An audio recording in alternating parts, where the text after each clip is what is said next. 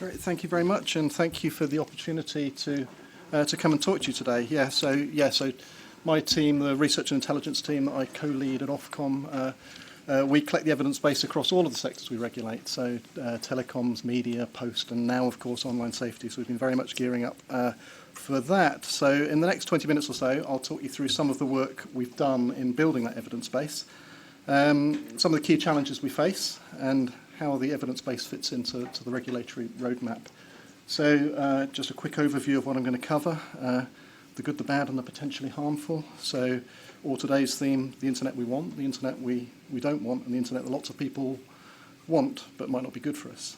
So I'll then skip through the key findings and challenges across the evidence base. So in those three sections, understanding harms, understanding services, and understanding safety measures. So that's the sort of the main part of the presentation, really, but it really will be a canter that does scratch the surface only of what we've been doing. So, I mean, there are over 100 illegal harms listed in the Online Safety Bill.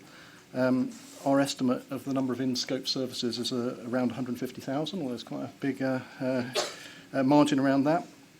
And the amount of work we've been doing has been pretty staggering, actually. So our online safety research project tracker details 108 projects in the last year or so.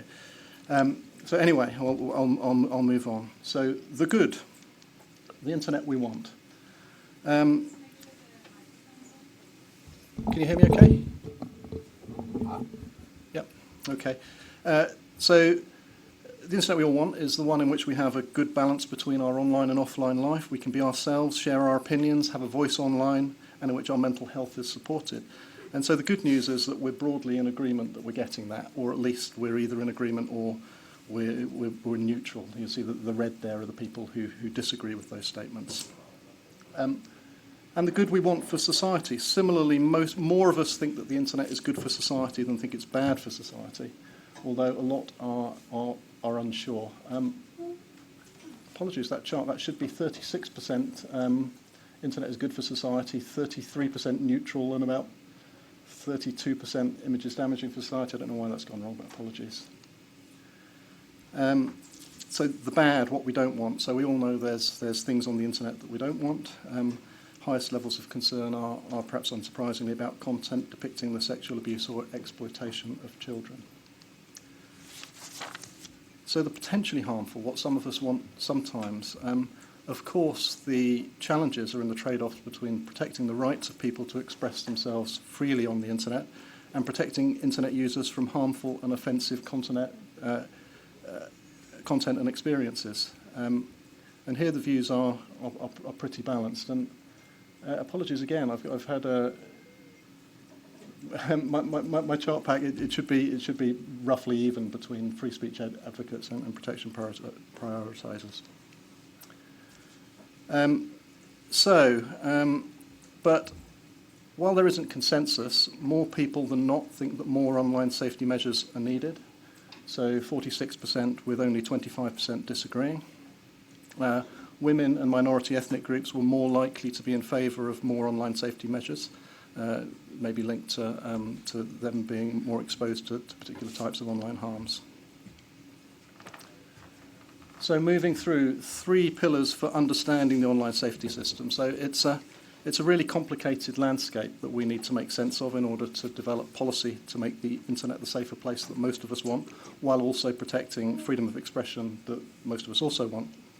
The challenges in building the evidence base are quite different from those we have faced at Ofcom in the sectors we currently regulate, so media, telecoms, post, where the metrics we collect to monitor those markets are generally fairly simple quantitative metrics, revenues, investments, subscribers, market shares, satisfaction levels, switching levels, whereas monitoring online safety is more likely to be about interactions within that system, users' connections, their interactions with each other and with the services they're on, their experiences and behaviours. So I'm going to talk through these three pillars as a way into that. So firstly, on understanding harms. So we monitor the prevalence of potential harms through our online experiences tracker. This is a quantitative survey that we run twice a year. And when potential harms are considered collectively, 62% of of adults encountered at least one potentially harmful piece of content or harmful behaviour, we ask, in the last 4 weeks. And the average number of harms that people come across is 3 in those 4 weeks. And we classify those harms by the 3 Cs, by content, contact, and commercial. And so perhaps quite interesting that, that those contact harms, so unwanted messages, contact from other users, are as prevalent as content harms.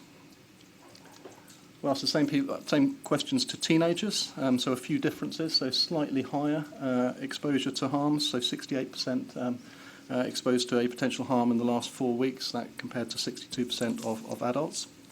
And more by way of contact harms. So over half of teenagers, 57%, experience contact harms, so things like trolling, bullying, etc. If we look in detail at the most common harms, how they break down, the most common potential harm for all adults is scams, fraud, and phishing. So the commercial harms there are shown in blue, content harms in red, and contact harms in amber. So interestingly, generally older users experience fewer harms, perhaps through less depth of internet usage, but scams, phishing, and fraud they skew more heavily towards those older age groups. And on the right-hand side, we've got the comparable data for teenagers, more likely to be affected by contact harms, so unwelcome friend or follow requests, trolling, online bullying. So in addition to asking questions about the harms people have experienced, we also ask them about the harms that they are most concerned about. Some harms have very high concern but very low experience. So for example, child sexual abuse and exploitation material, while others have high experience but low concern, for example, offensive or bad language. But there are some harms that have high experience and high concern. For adults, that's scams and fraud, also misinformation. And for teenagers, it's bullying, abusive behaviour and threats, and also hateful, offensive or discriminatory content. So I noted earlier that we've run 108 different research projects in the last year. A majority of those have been qualitative in nature, as it's only through talking to people that we can really get a sense of how they come across a harm and what its impact is. So this is an example of a piece that we've done in looking at the impact of online fraud and scams. So from a 2,000 people survey, we identified 38 people that we then followed up on. So that report was published earlier this year. So that type of research has really informed the development of a model for how harms manifest. So we use a combination of quantitative and qualitative research to develop a framework looking at the mechanisms by which online content and conduct may give rise to harm. So again, published September 2022. So we've tested and then refined that framework using the real-life experiences identified through qualitative research.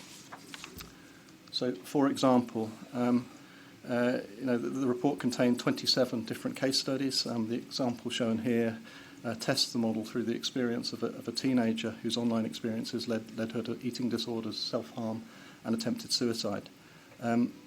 So sort of key learning from this really is that we need to understand both the risk factors and how they interact, the type of content exposed to, who distributes it, the characteristics of the user and their circumstances, the characteristics of the user base of the platform, and the functionalities of the platform. So, a functionality which gives status and popularity based on what's posted has an impact in this particular case study.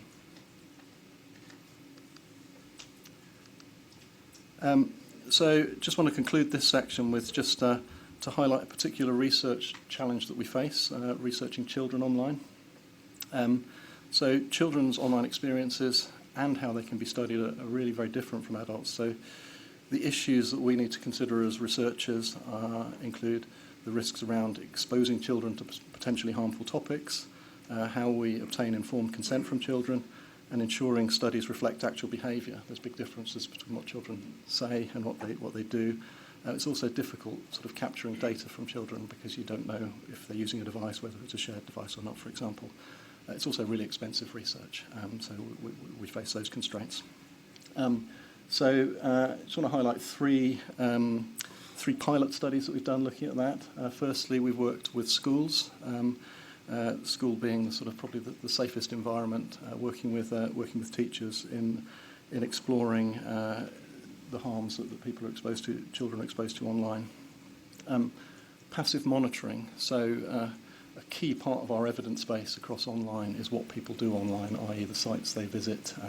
It gives a whole bunch of data. And we've got really quite rich data from the Ofcom-funded Ipsos Iris data set, but that only covers children. It's funded by, that only covers adults. It's funded by the advertising community, and they frankly don't really want to know what children do online.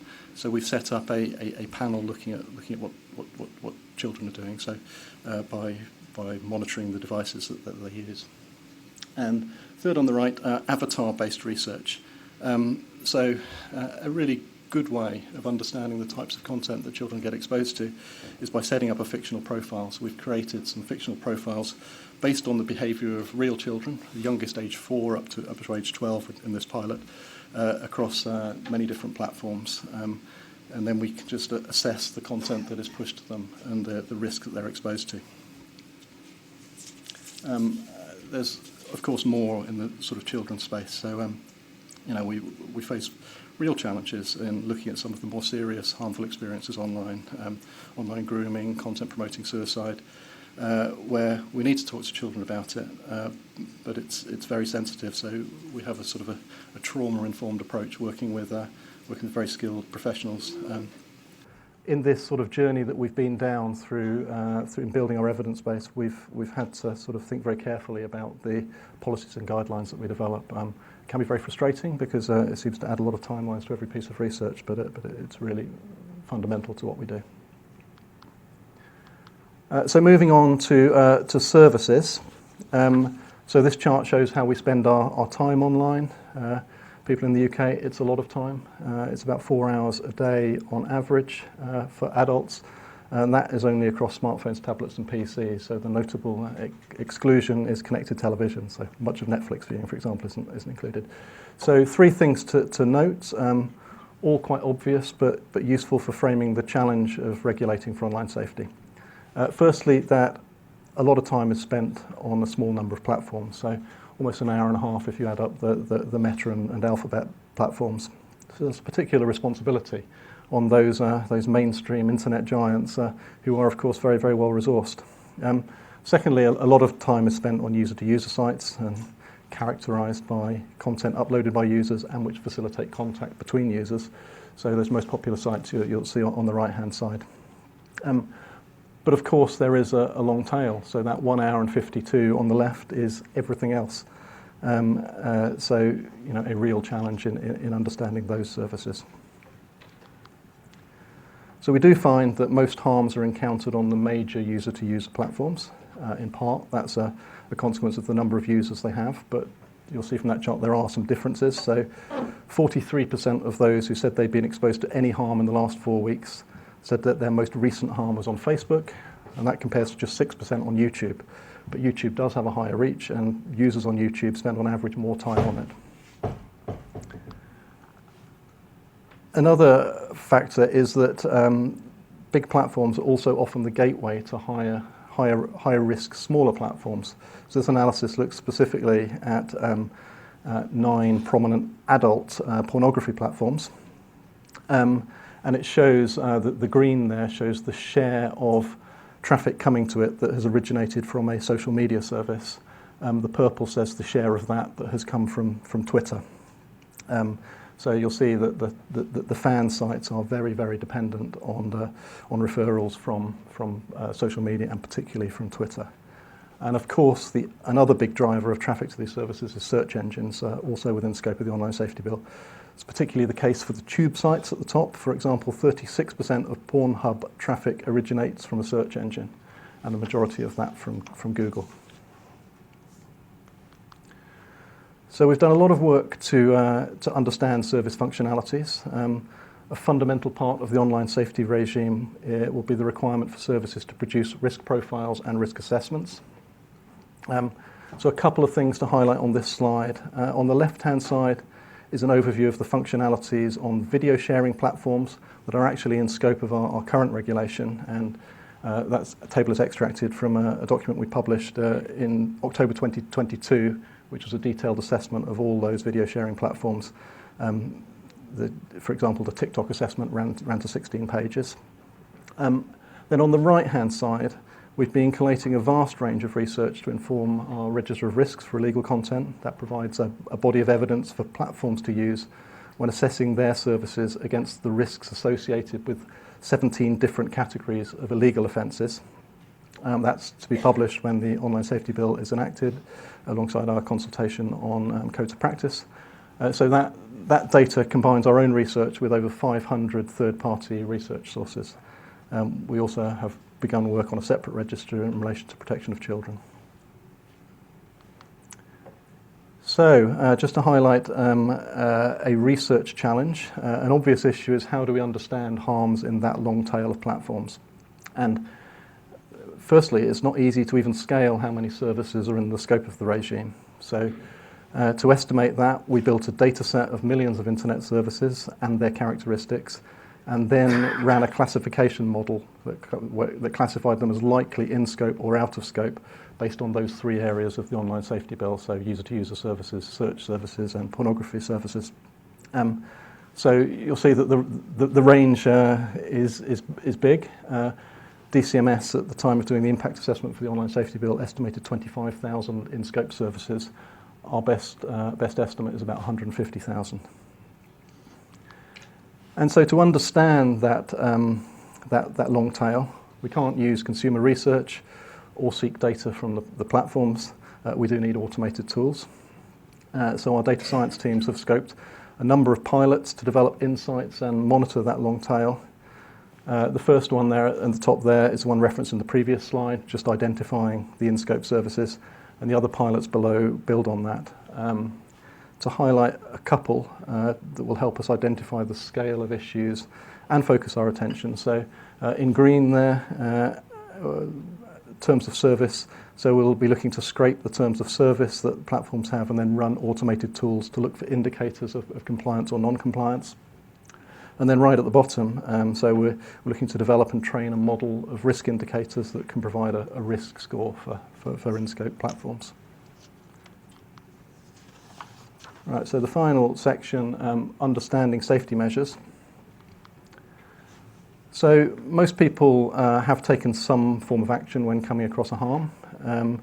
Only 15% of people say they take no action. A third say that they use reporting functions. Others may respond by disengaging or blocking or unfriending. As far as sort of satisfaction with reporting, about half of people say they're satisfied when they've reported. That's probably linked to the fact that only 49% of them hear anything back once they've reported something. So there's clearly a bit of work that's needed doing there. So we've done a lot of work to identify the safety measures used by platforms. For example, we mapped the safety measures employed by 35 different services which are commonly used by children. So just some things to highlight. So we grouped those safety measures into those 5 broad categories shown there, just to highlight a few things. So some platforms make reporting harmful content very prominent. Others, a good example is Reddit, encourage users to look at alternatives before reporting. So whether resolving users to sort out issues between themselves or just advising them not to view the content anymore. Most platforms have age restrictions of 13 plus, but they rely on self-certification. There's a whole issue there which I haven't got time to get into. But even if they can get that age verification right, which they clearly haven't, there's very few restrictions there's very little gating of 18 plus content. So once you're proved as 13, you can pretty much access anything on these services. There are exceptions. YouTube is a very significant exception to that. And the tagging of content as being mature or not is often left to users. and the criteria that can be applied is the advice they provide is pretty generic generally and very open to interpretation. So we're doing a piece of work looking at Twitch at the moment. So just to finish off that section, an area that we've really been investing in is a behavioural insight team that sits across my team, the research and intelligence team, and also the economics team. They've been doing work on online safety, but just to highlight a couple of other areas which are related and very relevant. So our Making Sense of Media programme, about promoting the development of digital literacy skills, both from an online safety perspective, but also from a digital inclusion perspective. And so we're using BI research to investigate what types of media literacy interventions work best in getting people engaged. And I talked about those 150,000 in-scope services. We've got a real challenge to promote compliance amongst those. And so we're doing BI research to inform our approach to how we can get platforms to engage and comply.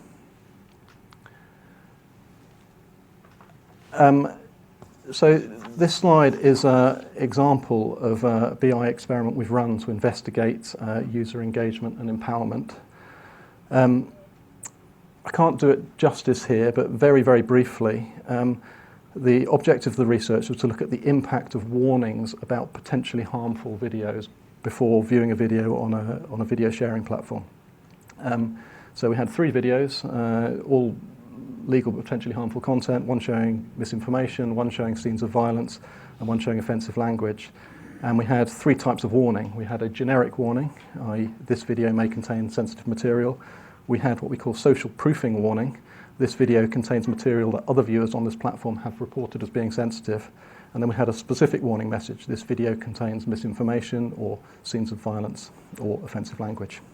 And then we had a control with no message. And so the bars there show the percentage of viewers that skipped either none on the left up to all 3 videos on the right. So alert messages did increase the likelihood of videos being skipped by users by between about 50% and 70% compared to the control group. And the specific messages had a little bit more impact. But the findings go a bit broader than that. So the majority of research participants didn't find the alert messages to be annoying, which is something that platforms push back on. And those who were exposed to the alert messages and chose to watch the video generally didn't regret their decision to watch that video. We also find that those that have read the warning and then watch a video for longer than those that haven't seen a warning at all, that might be likely to sort of abort partway through. I will skip the second online experiment we have and just wrap up. So our next steps, 3 stages as we following royal assent to the online safety bill, which we hope will happen in the autumn. The first thing that we'll do pretty much immediately is our consultation on illegal harms. 6 months after that, child safety duties and pornography. And just to sort of link the research into that, we'll be publishing codes of practice and our register of risks and risk profiles, all underpinned by some of the evidence I've shared, but a whole lot more.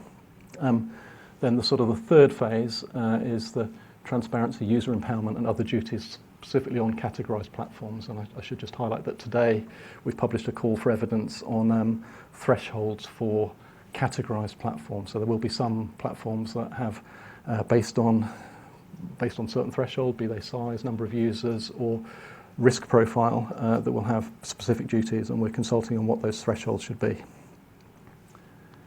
And my final slide, so much of what I've talked through is the evidence that we're building for the setup of the regime.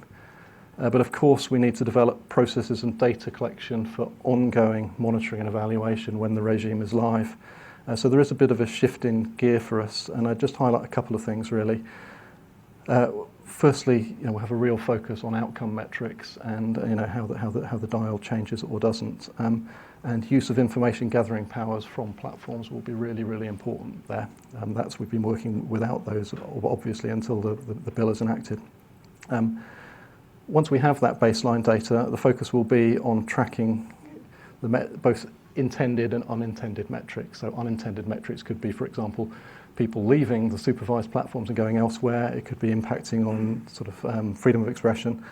And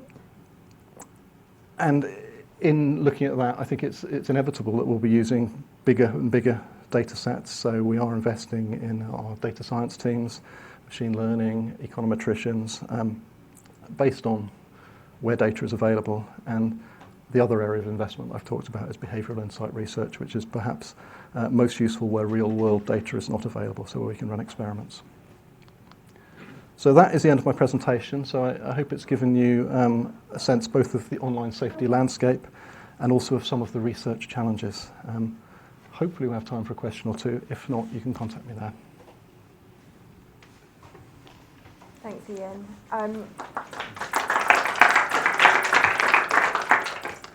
So now we have an opportunity to ask. Now we have an opportunity to ask questions. As a reminder, if you're asking a question in the room, can you please raise your hand and switch on the microphone when asked to do so? And then if you're asking a question online, please submit through the question and answers section on Zoom. If you are asking a question, please do state your name and organisation as well for the room to hear. The Q&A will also be held in compliance with the IGF Code of Conduct. So are there any questions in the room to start? At the back? Thank you. I'm Maeve Walsh. I'm from Carnegie UK. And thank you, Ian, for that presentation. There's a huge amount of detail in there and clearly a huge amount of work that has been going on over a number of years at Ofcom now. And I know from hearing your colleagues speak at various events, the regulator is very much ready to go now once the bill receives word assent, which, given the delays so far, is really good news. I just had a question in terms of the likely engagement from the platforms, and obviously you've made the distinction between the big platforms and then the long tail of smaller platforms, and whether your experience with the VSP regulations tells you anything about that kind of before and after engagement, before regulation and after regulation, and whether that is going to possibly alter or affect the way you go into that sort of implementation phase. Yeah, I mean, it's a really good point, and we've been fortunate in some respects to have the sort of VSP regime as a way of having a little bit of a trial run on a smaller scale for the online safety duties. And I mean, it feels like quite a mixed picture, if I'm honest, with the video sharing platforms. We have differing levels of engagement. I think that one thing it perhaps tells us is that two things actually I'll highlight. One, that when we're getting data out of any platform, it has to be an iterative process because our initial data requests, provoke more questions than data, frankly. So it's, we need to be pretty firm on that. And secondly, is that, I think there's we need some way of sort of grouping the platforms to some extent, in that many platforms work with us very closely, and we have very good relationships with. Other platforms, they lean towards disengagement, and so I think we need to be really quite thinking about where we take enforcement action. And I think we sort of recognise that this is it's a reasonably long road, but in order to get there as quick as we can, we need to be firm with some platforms while engaging very sort of positively and respectfully with the others. So, so I think it's a mixed picture, and when we come to classify our platforms as to those that we supervise and those that we don't, that classification will be informed both by the scale of the platform, but really also by the risk presented to them. And with those supervised platforms, we need to have pretty fixed procedures about how we engage with them. Thank you. We've got one more question in the room, and then we've got a couple online. Hello. Thank you so much for this presentation. Marvelous insights to have. About that, I'm just to comment on the trend where we've seen some social media platforms trying to lock down access to really relevant data that could be really valuable for researchers to have in order to anticipate social trends, or, as you just said, raise awareness and continue the research on what's happening on those spaces. And I'm just wondering how do you position yourself towards partnerships and collaborations between researchers, research institutes, and private companies, and if there's a work that Ofcom is leading towards that. Right. Okay. There's two things that I'd say in relation to that. I mean, firstly, you maybe alluded to the sort of the researcher access provisions in the online safety bill, which, if I'm being honest, haven't gone as far as I'd have liked. I mean, I think there's differing opinions in Ofcom and elsewhere, but we haven't got the level of requirements on platforms for researcher access, and what that means is platforms making their data available to researchers. The provisions in the Digital Service Act and in the European Union are a bit stronger, but we have, I think it's 2 years down the line, we'll have a requirement to produce a report on researcher access, so hopefully we get more done there. Secondly, I mean, as far as working with third parties, I mean, I think fundamentally that is a big difference in the online safety regime to the other sectors that we regulate, in that the landscape is just so broad that I think that, arguably we're sort of guilty sometimes as a regulator with a reasonably well-funded research teams of jumping straight to our own research. I don't think that's possible in online safety. So I think that we've got two jobs that we fundamentally need to do.